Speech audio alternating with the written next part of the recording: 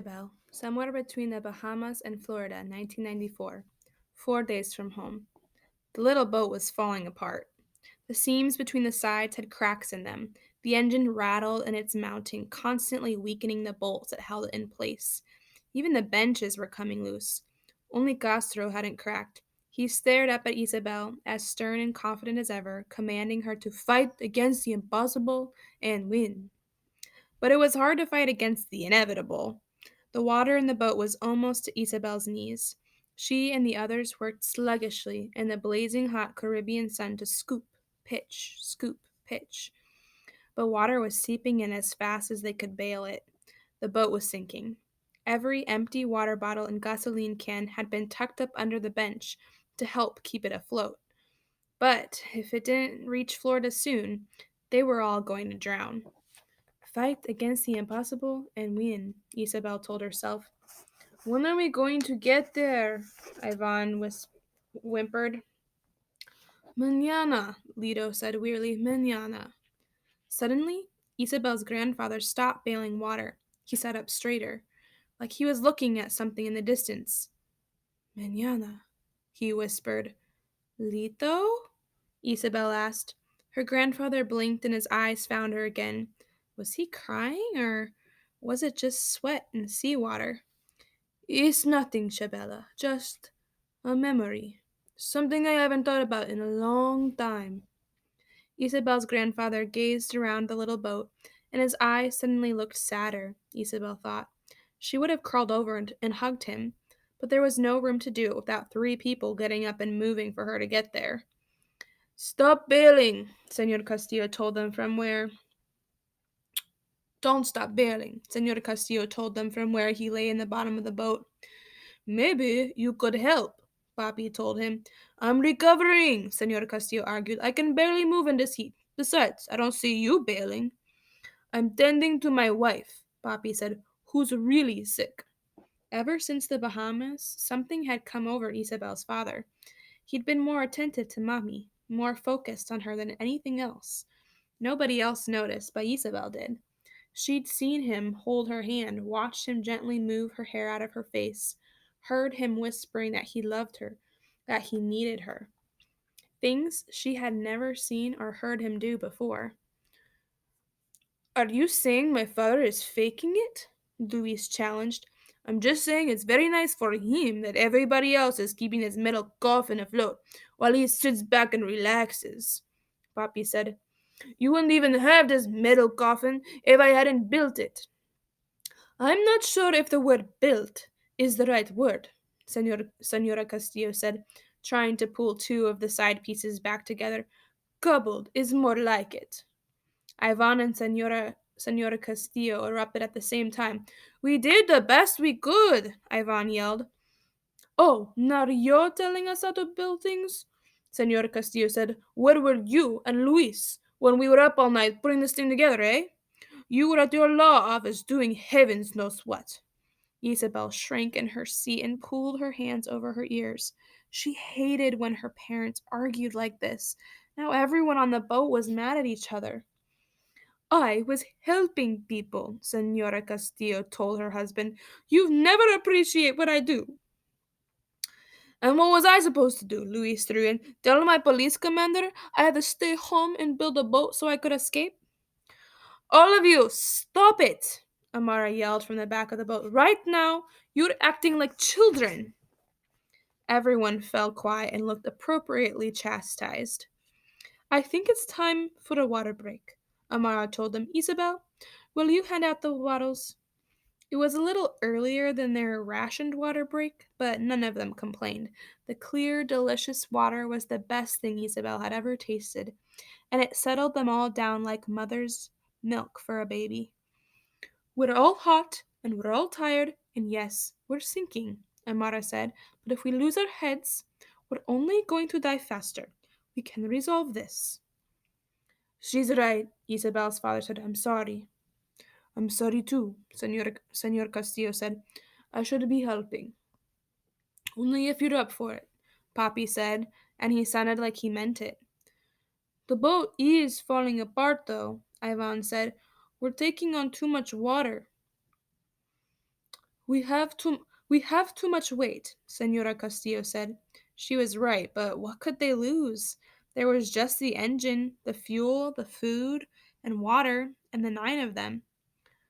What if one or two of us slipped out into the water at a time? Papi suggested. They could hang on to the boat, floating in the water alongside, would help take some of the weight away. But it could drag on the boat, slow us down, Luis said. But it might keep the boat afloat longer, Senor Castillo said. I think we should try it, Amara said. We'll take turns in the water. It'll keep us cooler, too. And right now, Isabel thought cooler heads just might be the most important thing of all. Mahmoud, somewhere on the Mediterranean Sea, 2015, 11 days from home. Mahmoud was in and out of sleep, waking every few seconds when the waves washed over him. Minutes, hours passed, and Mahmoud dreamed that a boat was coming for them. He could hear its motor over the lapping of the waves. Mahmoud jerked awake. He ran a wet, cold hand down his face, trying to focus. And he heard it again. The sound of a motor. He wasn't dreaming. But, but where was it? The rain had stopped, but it was still dark. He couldn't see the boat, but he could hear it. Here! He cried. Here! But the sound of the motor still stayed frustratingly, agonizingly far away. If only whoever was on the boat could see him, Mahmoud thought. All his life he'd practiced being hidden, unnoticed.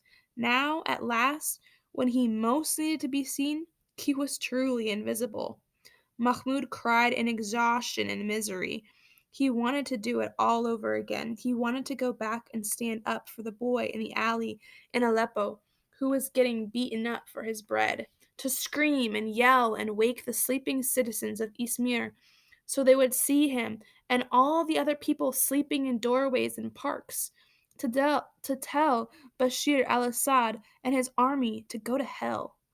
He wanted to stop being invisible and stand up and fight. But now he would never get a chance to do any of that. It was too late. There was no time. Time! The phone! Mahmoud still had the phone in his pocket. He pulled it out and pushed the button on it through the plastic bag, and the screen with the clock on it lit up like a beacon in the night. Mahmoud held it over his head and waved it in the dark, screaming and yelling for help. The motor got louder. Mahmoud wept for joy as a boat emerged from the darkness, a real boat this time, not a dinghy, a speedboat with lights and antennas and blue and white stripes on the side, the colors of the Greek flag. A Greek Coast Guard ship come to save them.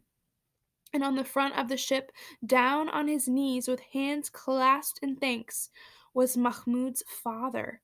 Walid was there too, in the back under a foil thermal blanket, and soon Mahmoud and his mother were out of the water and wrapped in the foil blankets too. What little body heat they still had left reflected back at them.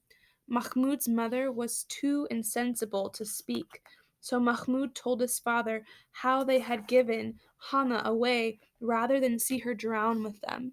Mahmoud's father wept, but pulled Mahmoud to him and hugged him.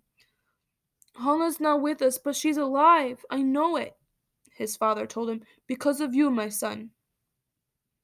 The Greek Coast Guard boat swept through the choppy Mediterranean the rest of the night, pulling more people out of the water. The Coast Guard finally set Mahmoud and his family and all the other refugees down on the island of Lesbos. It was almost 6 o'clock in the morning, and the sky was beginning to lighten with the dawn.